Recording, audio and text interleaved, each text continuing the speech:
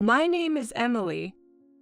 I've always enjoyed working with my hands, and lately, at the age of 38, I've become hooked on making hair accessories for women.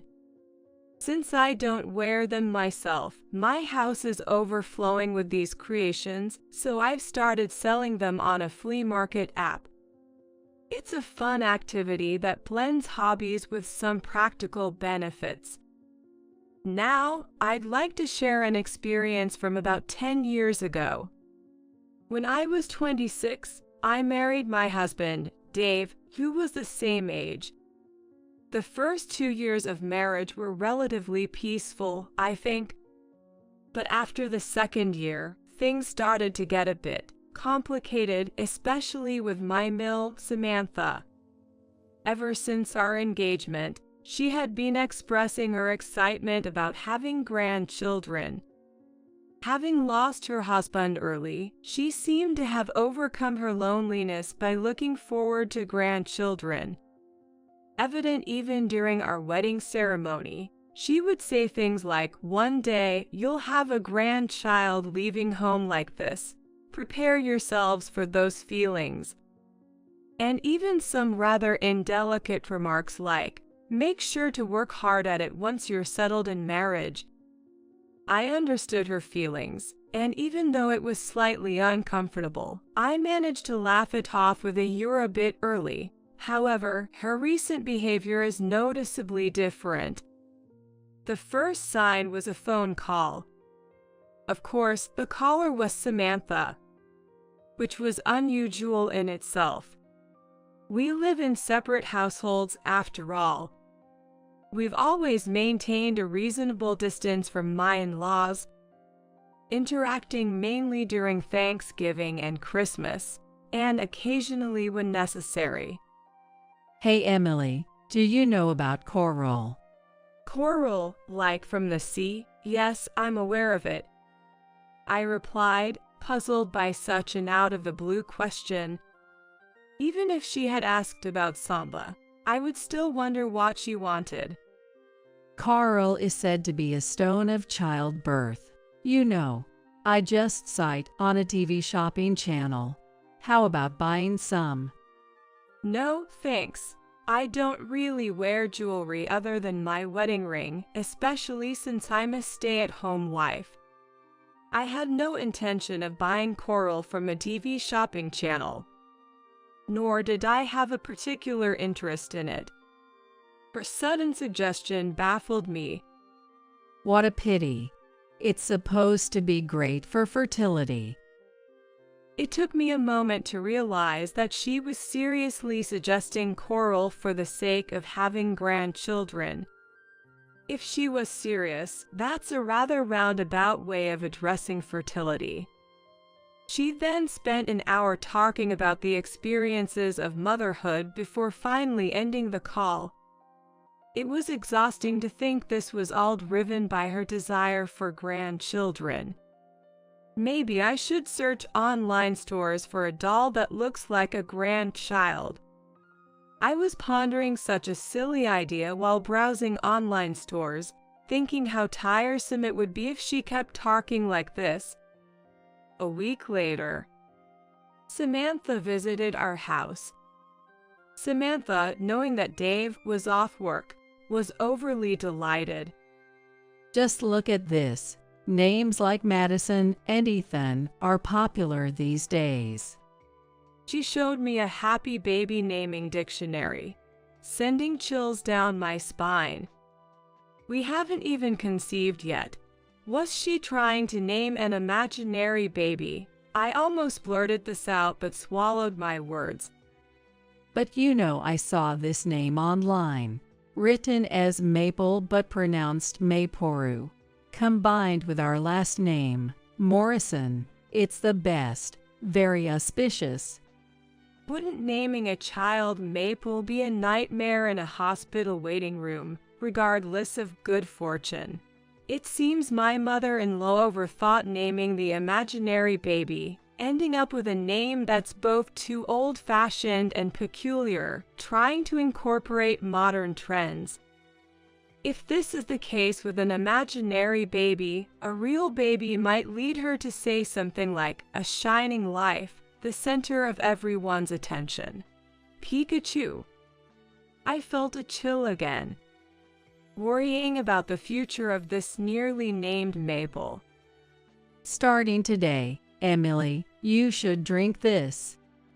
She thrust a box at me, labeled in a language I couldn't identify. It looked suspicious from the get-go. This here, I bought it online. It's tea mixed with 40 different kinds of herbs, all said to be good for pregnancy.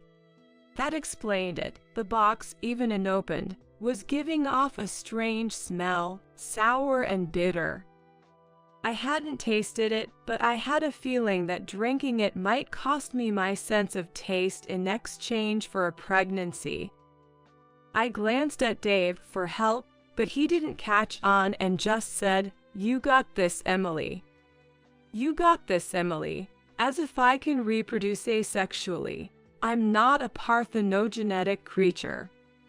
I kept quiet, though. Saying anything wouldn't change the situation. Then, from her enormous bag, Samantha pulled out a stork pattern jacket that looked like it came from some tourist shop in Florida, a ladybug necklace, a crane-printed Asian-style t-shirt, and a peacock-colored skirt. The shoes were bright red flats. If I wore all these, I'd be a walking fertility symbol from head to toe. But talk about a fashion emergency. Walking outside in that outfit would either get me stopped by the cops or part crowds like Moses parting the Red Sea. Nobody would come near me. This was beyond tomboy style. It was a disaster. To top it off, she left behind an incredibly creepy demon mask, saying people who carried this had children. She got it from some fortune teller at a local festival, but the design looked more likely to make children cry than anything else. She'd definitely been scammed.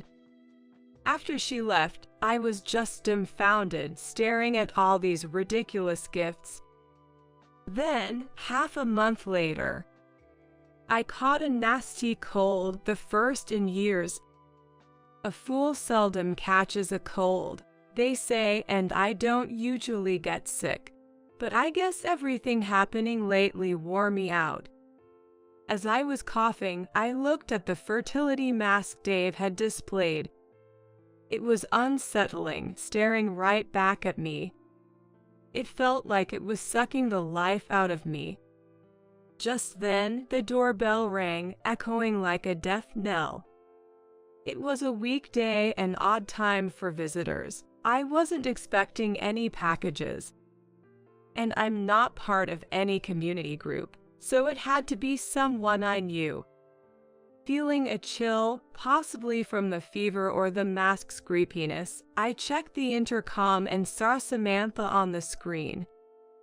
The end flashed through my mind. Emily, oh no, are you sick? Yay. I sniffled, reluctantly opening the door to let her in. Then it's perfect timing. Let's go to church now for a fertility blessing. Huh? My voice was hoarse, making my response unintentionally gruff, but she didn't seem to mind. When you're weak, that's when you feel the push of divine support the most. You'll be blessed with endless fertility power. She sounded like a character from a kid's adventure comic. I bestow upon you the power to shape the future. Now go forth. All I wanted was to go to bed. What's with this endless fertility power? Am I expected to pop out kids nonstop?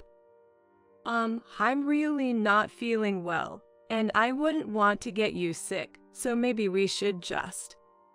I wanted to tell her to go home, but chose my words carefully. She, however, wasn't deterred at all. I don't mind catching a cold.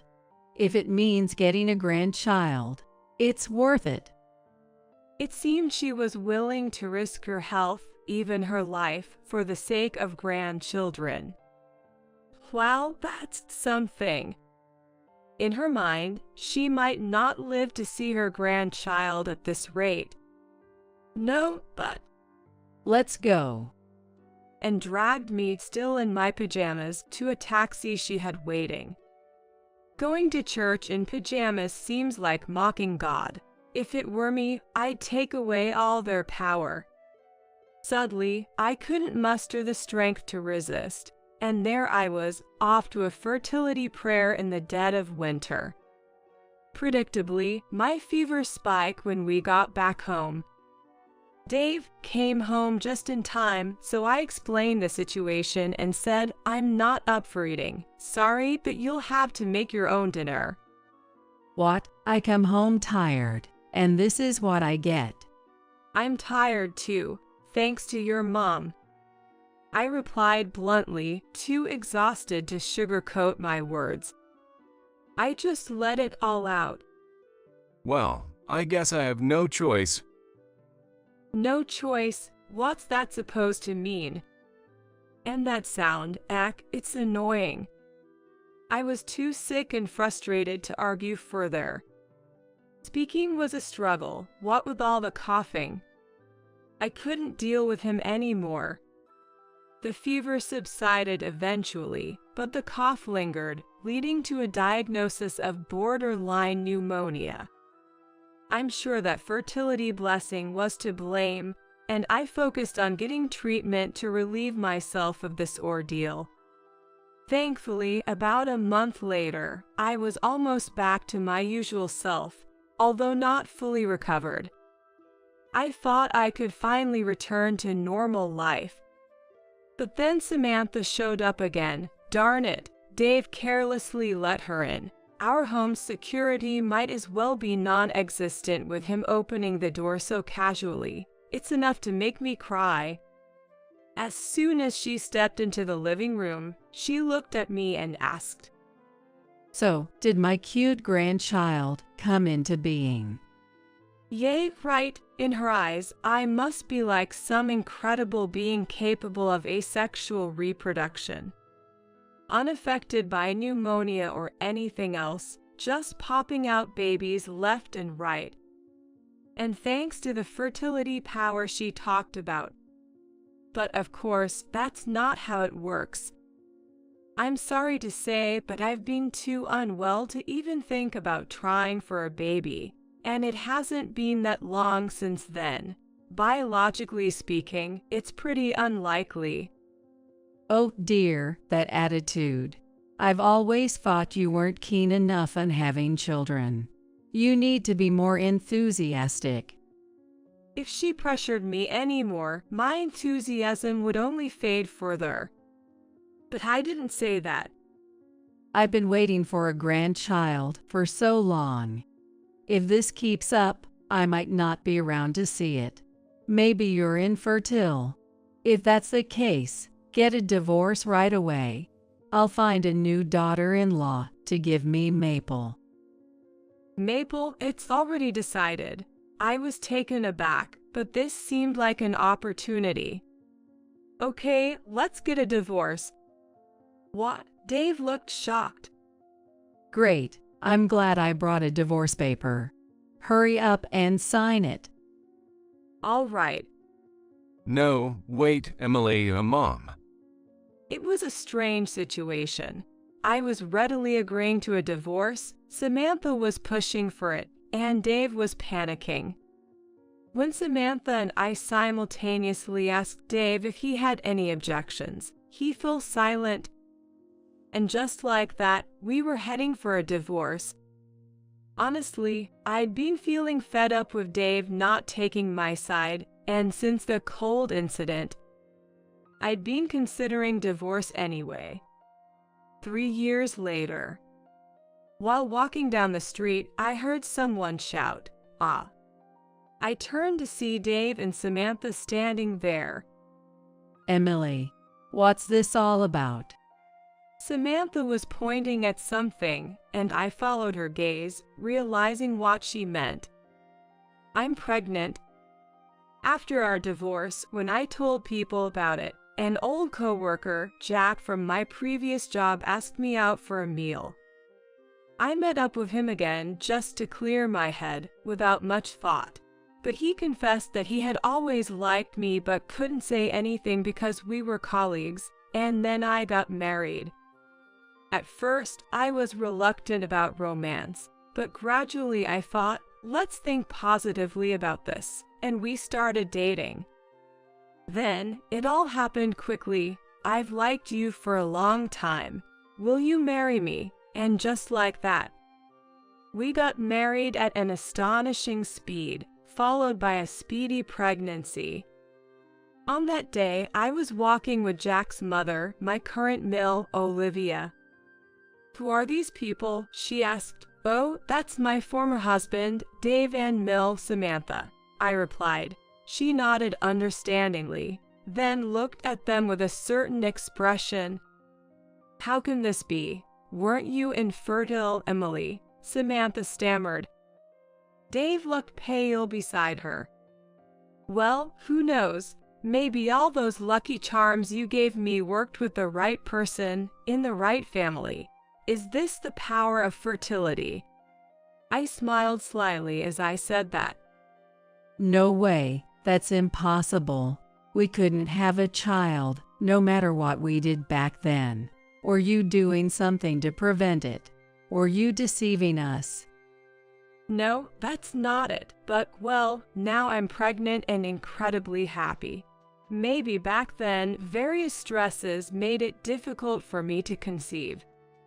What's that supposed to mean? We were the stress. It's not just that. There could be other reasons, right? Like what you mentioned earlier, Mom. What? You mean? I didn't answer but just smiled at Dave. His face had gone from pale to downright white. What's going on, Dave? Samantha pressed him. I didn't do anything. It wasn't me. Emily was the one with the problem. I actually went and got tested for infertility. I never told you the results, though. What? Dave looked utterly dumbfounded, as if a light push could knock him over. What a fool. You never got tested, and now here I am, pregnant in my new marriage. As I smiled, Samantha let out a wail and slumped to the ground. Too bad, Mom. Looks like grandchildren might be tough for you. Maybe you'll meet your maker before that. How about it? Maybe find a new son.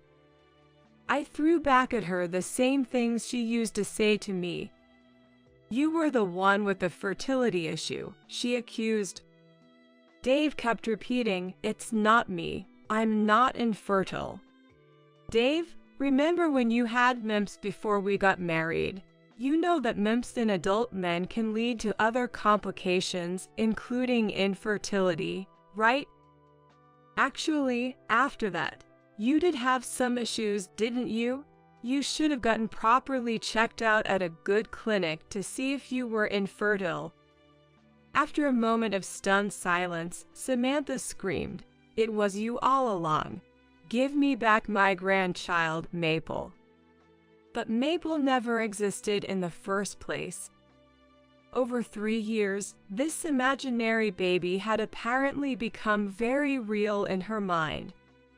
She and Dave got into a huge argument, shouting infertile, and other things I won't repeat, while he just kept repeating, am I really infertile? Watching their complete meltdown, I was reminded how glad I was to have left that house. Well, feel free to sort out your family feud. I'm going back to my wonderful, warm home with Olivia. Oh, and by the way, she's going to choose the baby's name. Sounds good, right? As I said this, Samantha was wailing about how the baby was supposed to be hers. It was embarrassing, so I just ignored her and left. Some time later, Dave reached out, asking, can we start over even with the child? At this point, it was just ridiculous.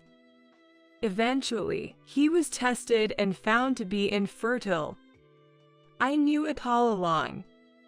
This led Samantha to despair and suggest he marry a woman with a young child. Her comments were downright kidnapper-like. "Officer, that's the guy. Please arrest her." But Dave wasn't interested in any woman with children, except for me, apparently. So he set his sights on me again, but I wasn't having any of it. In the end, Samantha disowned him, and he accepted it, blaming everything on her. Dave seemed to accept that all his misfortunes were due to his mother, saying he didn't want anything to do with such parents. But disowning in that house just meant estrangement, as they were the only family each other had. From their messages, it seemed they both wanted to reconcile but were too proud, thinking, "Can't go back until I have a child and a wife." But I doubt that day will ever come. Even 10 years later, seeing Dave on social media, he's still single. His hair, or rather, the lack thereof, seemed to be a testament to his stress, growing thinner by the day. It was more like a mutual disownment, or should I say thinning hair. He'd be better off going bald, but I guess losing hair and seed is a bit too much for him. He's desperately clinging to his remaining strands. Samantha, after cutting ties with Dave, seemed to be living a lonely and frail old age with no one to rely on. If only they'd swallow their pride and make up. Meanwhile, Jack and I have been blessed with 3 daughters. The first child was named by Olivia, the second by my Phil, Bob, and the third by Jack and me. Each of them was named Skylar, Autumn, and Ivy. Since we have 3 daughters, we chose names inspired by the seasons they were born in. I'm really relieved that everyone had a similar sense of naming, so we avoided any tragedies like the whole Maple situation. Having 3 kids close in age was challenging at first, but my in-laws helped with childcare, and Jack, despite his busy job, took on most of the household chores, so I didn't feel stressed. Jack's income is significantly better than Dave's, and we're doing so well that we live in the same high-rise building as my in-laws, just in the opposite unit. It's an ideal environment for raising our children. Maybe that's why we have so many kids. If I may say so, it feels like we're living the winner's life now. Just kidding. Our daughters are tomboys, always getting into fights with the neighborhood boys, but they're just so adorable. It was actually them who inspired me to start making hair accessories. Tomorrow, we're all going to the amusement park with my in-laws. I'm planning to make a special homemade lunch with Olivia. I'm looking forward to it.